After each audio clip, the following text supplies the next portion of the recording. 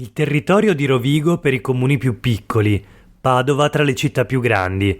È il Veneto a spiccare nella nuova analisi sui comuni rinnovabili varata da Lega Ambiente con i dati del gestore nazionale GSE.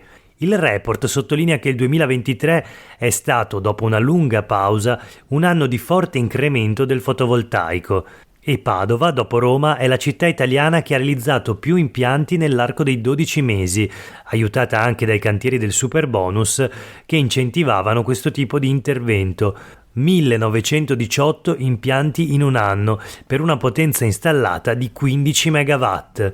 Se si vanno poi a vedere i piccoli comuni, grazie alle famose max installazioni di pannelli sui campi, il primo a livello nazionale per potenza installata per ciascun abitante è San Bellino in provincia di Rovigo, che mette in campo in tutto 73 megawatt e per i numeri assoluti si fa superare solo dal vicino di casa Canaro, sempre in provincia di Rovigo, che può vantare 75 megawatt di potenza installata grazie ai pannelli fotovoltaici.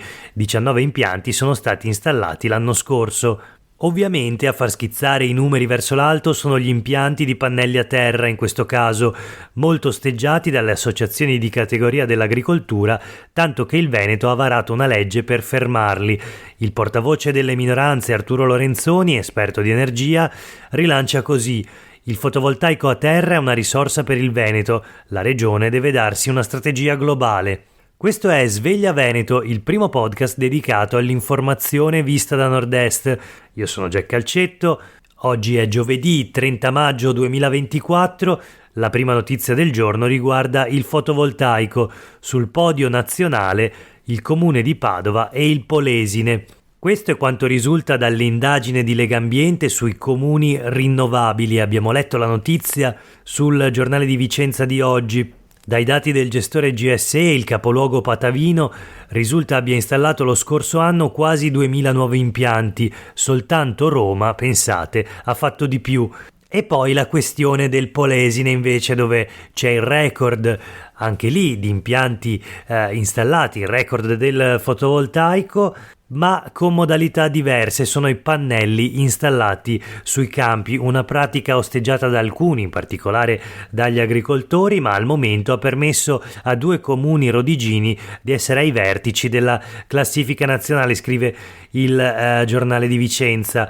Legambiente sottolinea anche che l'Italia intera non è così distante dagli obiettivi fissati al 2030, al 2030. Servono 15-18 miliardi da investire, secondo l'associazione, e soprattutto che il costo di un kilowatt prodotto col fotovoltaico è sceso del meno 83% in soli 12 anni, mentre anche l'eolico ha visto scendere i suoi costi del 30-40%.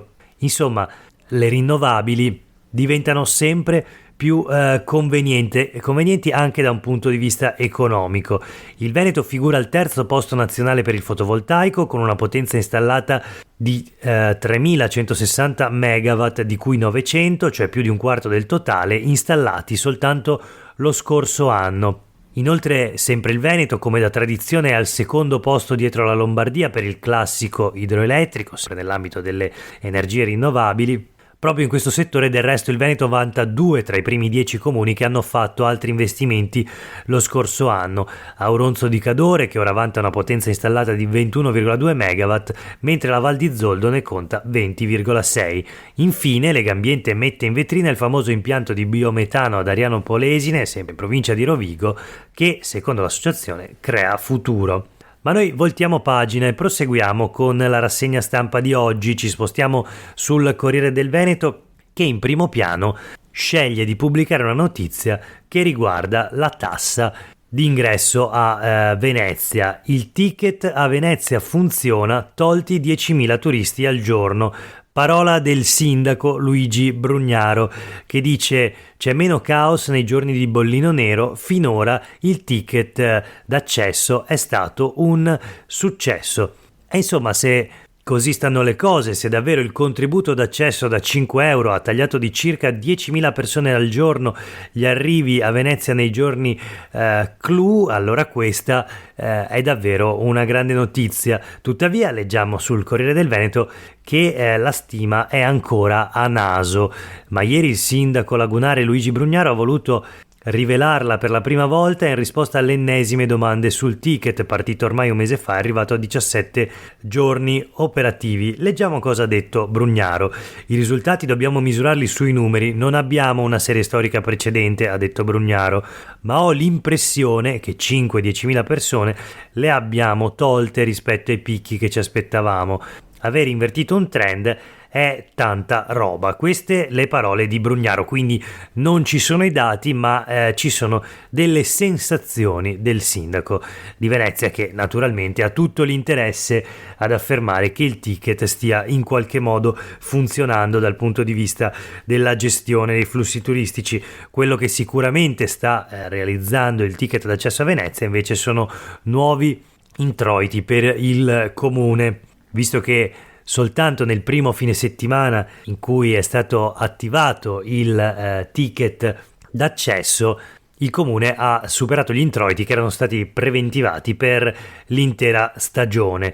Leggiamo ancora sul Corriere del Veneto, nell'articolo di Alberto Zordi e Paolo Guidone, quale sarà la fase 2. La prima fase di sperimentazione del ticket d'accesso a Venezia finisce il 14 luglio. Dal prossimo anno la giunta Brugnaro farà partire la fase 2. Fra le ipotesi c'è l'aumento fino a una certa soglia a 10 euro pro capite. E ancora Brugnaro dice: possiamo tentare di alzare la cifra per il contributo di accesso o allungare gli orari, visto che ora abbiamo messo il limite alle 16. Insomma, queste le parole del sindaco di Venezia, ma sempre sulle pagine del Corriere del Veneto troviamo un intervento, invece un'intervista, anzi, firmata dalla giornalista Alice D'Este a Graziano De Bellini, vertice del gruppo alberghiero TH, che dice: non c'è programmazione senza trasparenza dei dati. Questo sulla trasparenza assieme alla privacy è uno dei temi ricorrenti nel dibattito sul ticket d'accesso a Venezia. Non si capisce bene infatti cosa se ne farà il comune di tutti i dati che sta raccogliendo. L'abbiamo visto anche nelle parole di Brugnaro, i dati ancora non ci sono, non sono chiari almeno. E allora leggiamo le parole di Graziano De Bellini, albergatore. Dice: gestione digitale di tutti i flussi in città, un freno ad Airbnb e una nuova vita per il Lido. Questa la ricetta dell'albergatore per il capoluogo lagunare. Cosa sarà Venezia fra 50 anni? Il destino della città va costruito con una visione che vada al di là di provvedimenti estemporanei. E quindi, dopo le interviste a Salvatore Russo, Marco Vidal, Chiara Valerio e Silvio Meazza, oggi c'è questa intervista sul Corriere del Veneto a Graziano De Bellini, imprenditore padovano che è alla guida della catena resort TH Group. Vediamo il suo profilo. Tra gli altri è presidente e amministratore delegato di Sofin Turismo e Sorgent Holding SPA. Con l'Università di Ca' Foscari di Venezia darà il via al primo corso di laurea triennale in Hospitality Innovativo e e-Tourism in lingua inglese. Parla anche di occasioni perse. Graziano De Bellini dice: non valorizzare l'isola che ospita la mostra del cinema non è un buon segnale per il turismo veneziano. Parla del Lido naturalmente. Qualche anno fa volevamo fare un Club Med, abbiamo rinunciato, troppi ricorsi. Bene, questo è un po' il contributo dell'imprenditore del settore del turismo. Ma noi voltiamo pagina, rimaniamo sul Corriere del Veneto e leggiamo invece un'altra notizia che riguarda, che incrocia in qualche modo la politica internazionale, la guerra, la crisi e il genocidio in atto in Palestina. Leggiamo il titolo dell'articolo di Martina Zambon: 8 bimbi feriti di Rafah attesi a Padova per le cure, ma la burocrazia frena. La regione dice si accelera, se ne sta occupando Zaia direttamente. Ma c'è un altro protagonista in questa vicenda Khaled Al-Zer, nato, come ripete spesso, il 24 dicembre 1964 a mezzanotte a Betlemme, è un ingegnere elettronico palestinese che vive in Italia da 40 anni, di cui gli ultimi 7 a Padova, dove insegna all'Istituto Albert Einstein. Referente per le comunità palestinesi in Veneto, sta seguendo la vicenda dei bimbi palestinesi feriti. Khaled Al-Zer è candidato alle elezioni europee con la lista Pace, Terra e Dignità. Ma leggiamo qualcosa di più sulla vicenda di questi bambini palestinesi feriti a Rafah in seguito agli attacchi dell'esercito israeliano. Bimbi e ragazzini palestinesi non possono aspettare troppo gravi le mutilazioni e le ustioni causate dalle bombe che piovono senza tregua su Gaza. 8 di loro, tutti fra i 3 e i 16 anni, stanno attendendo a Rafah di partire per arrivare a Padova ed essere curati in città, ma anche a Verona e Cesena, a seconda della specializzazione medica più adatta per trattare le loro ferite. Si tratta della seconda evacuazione privata nei lunghi mesi della guerra che sta martoriando la striscia. La prima, strettamente legata a quella prevista in Veneto, è stata a fine aprile, quando un altro gruppo di 8 piccoli feriti è arrivato all'ospedale infantile Burlo Garofalo di Trieste, e proprio dai sanitari del Burlo, una decina di giorni fa, è stata inviata la richiesta per la disponibilità ad accogliere una missione bis ai colleghi dell'azienda ospedaliera di Padova. Ancora, tuttavia, non c'è stata una risposta definitiva. A Trieste è andato tutto alla perfezione, spiega Khaled Al-Zer, appunto il riferimento delle comunità palestinesi in Veneto, ma a Padova attendiamo che la burocrazia si sblocchi da 10 giorni e ogni giorno per questi bambini conta. Ne abbiamo già perso uno, Osama aveva 5 anni e ustioni gravi, ma si sarebbe potuto ancora salvare. Insomma, tutto fermo per la burocrazia sanitaria. Per questo un interessamento della regione e, secondo quanto riporta il Corriere del Veneto, direttamente del presidente della giunta regionale. Naturalmente speriamo che la situazione si possa sbloccare al più presto e speriamo di leggere notizie positive almeno per questi 8 bambini nei prossimi giorni, assieme naturalmente ad altre notizie positive che speriamo di leggere sullo scenario palestinese. Ma andiamo a chiudere la rassegna stampa di oggi con le ultime notizie flash. La politica regionale, sulle pagine dei quotidiani del gruppo NEM, un articolo di Laura Berlinghieri.